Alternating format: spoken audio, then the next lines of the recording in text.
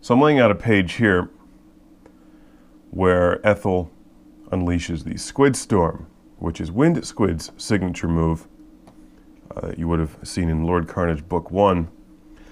But since Wind Squid is like the technical guru of the bunch, he actually helped to assemble her Samba Super Alpha Mecha body armor and installed and licensed to her use of the Squid Storm, where Ethel is fighting the cheap army of mass-produced robots, but there's so many of them that they're actually quite overwhelming.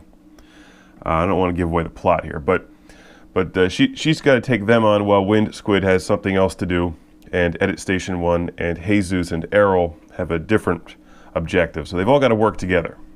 And I've worked out a few design changes since I started this, which I'll incorporate, but it still looks pretty much the same. I've added these giant missile pods, which unleash the Squid Storm, which is great for just eliminating a lot of enemies at once.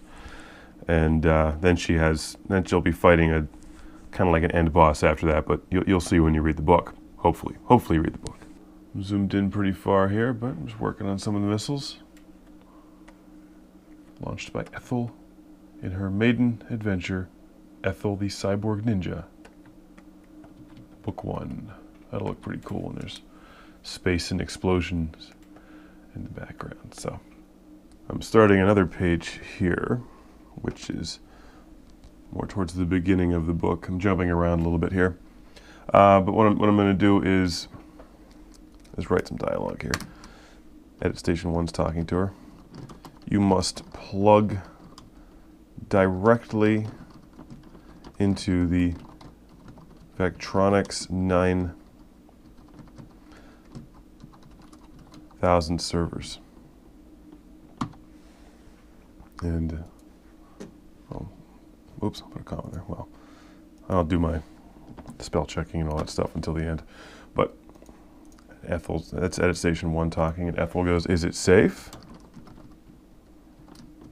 And Edit Station 1 is going to respond, "Absolutely not. Mere mortals would be incinerated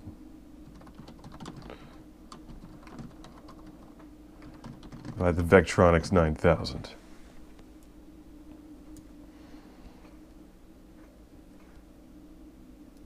But of course, Ethel is not a mere mortal.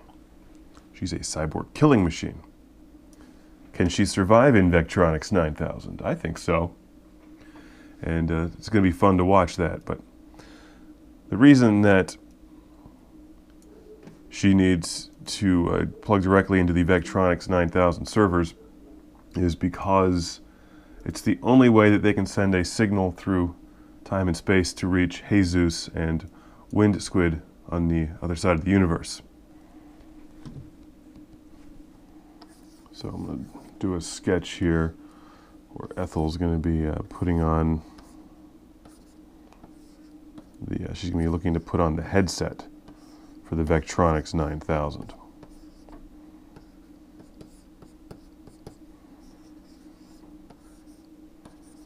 It's a pretty simple shot where she's just holding this thing. Put some lines there. Actually, I may not even need lines there. Edit Station 1 is going to be talking to her, so he's going to be like right here. Okay? Because this is how I'm getting around the speed of light. The Vectronics 9000 is faster than the speed of light because it's the intergalactic game system where everybody plays video games against each other. And in order to go across the universe, you need to actually plug directly into one of the main servers. Got it? And on the other side of it, Jesus and Wind Squid will be there. And there's a reason Lord Karnage is not with them, but we'll learn that in the book. The fact is, the events in Ethel the Cyborg Ninja Book 1 run in parallel with Lord Karnage 2. Here we go. I'm still working out the page layout, but I'm trying to describe how the Vectronics 9000 works here and why it's so dangerous. Mere mortals would be incinerated inside the Vectronics 9000 and its illegal use of 1970s era four-dimensional vector graphics technology. So it's kind of like somebody took two old school game systems and taped them together and then increased the power output by 1 trillion. That's the Vectronics 9000. It defies time and space and goes faster than light. Makes a great game system. Here's Ethel putting on the headset. This is Edit Station 1 over her shoulder. Here's a shot of Edit Station 1 talking. Here's some lightning bolts shooting between the Vectronics 9000's screens.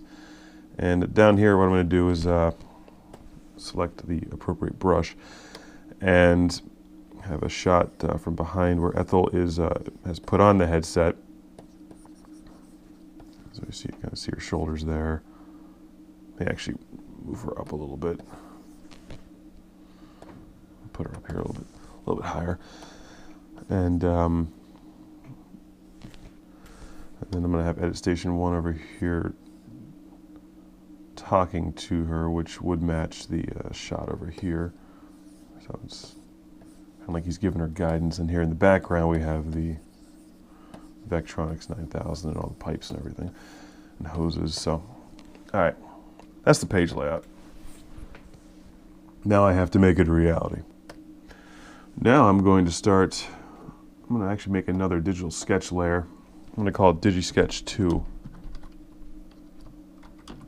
where I'm going to lay down some lines but make them a little bit darker than the previous ones. This is where I'm going to start just working out the details. Here's Ethel. He's about to put on the headset. And Edit Station 1 back here. Shoulder. I'll put her neck here.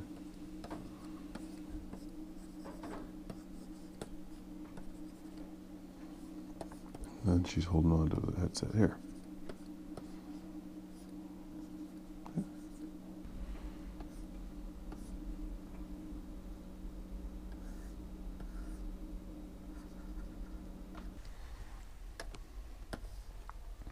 Is it safe? Hell no.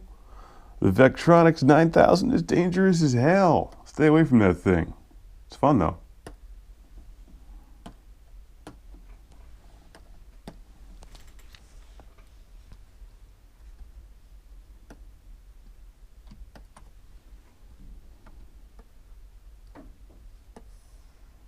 I think where to put the word balloon.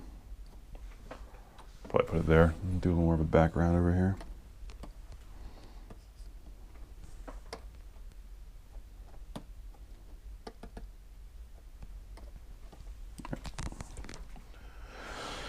Can always mess with that later, but all right, drop the digital sketch layer out of there. Let's see what we got.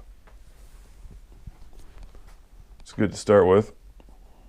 Far from final, but let's move on and make sure the rest of the page comes together before I start putting a lot of detail into things. All right, well, here's Edit Station 1 talking to her, so we're going to add another balloon. Rotate it a little bit. I think that might open it up a little. There we go. Like that. I love 70s style, obviously. Planning on doing a lot more like 70s glam-inspired outfits and stuff as the book progresses. But I frequently have the characters just in old-school ringer tees. Like, I love ringer tees. They're the best. Just something cool about a ringer tee, especially if it's got glitter on it. Like ringer tees with like the glitter. I used to have a Beastie Boys one that had like a van on it. It was sweet. I had a Darth Vader one. Like, you know, in the 90s. People thought I was weird. Well, people thought I was weird for lots of reasons. That was just one of many. People still think I'm weird.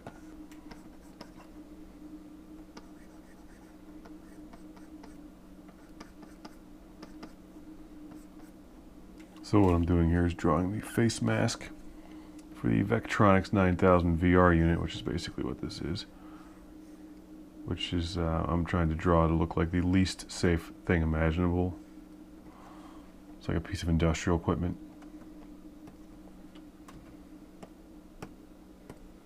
Whoops. Let's fill in the lines there, Mark. It's like a coloring book. Put a place over here for fuses. Got some screws here. Lots of things with screws. Put some more ventilation up here.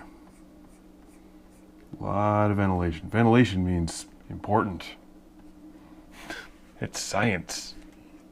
Oh, there's the beginning of the headset. That's probably a good place to start. I think some more warning symbols, some more warning stripes up here would be good. Now this particular scene is going to have background.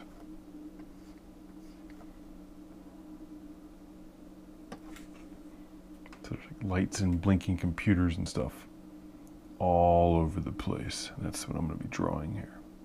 There you go. This is how it's progressing. I'm going to add some more detail up here, like some more of these monitors.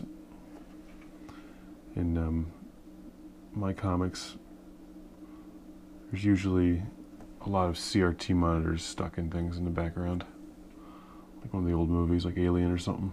It's the future, but they're still using CRT because they're the best. That way they can play light gun games. So, I'll see you next time on Drawing with Lord Karnage. Thank you.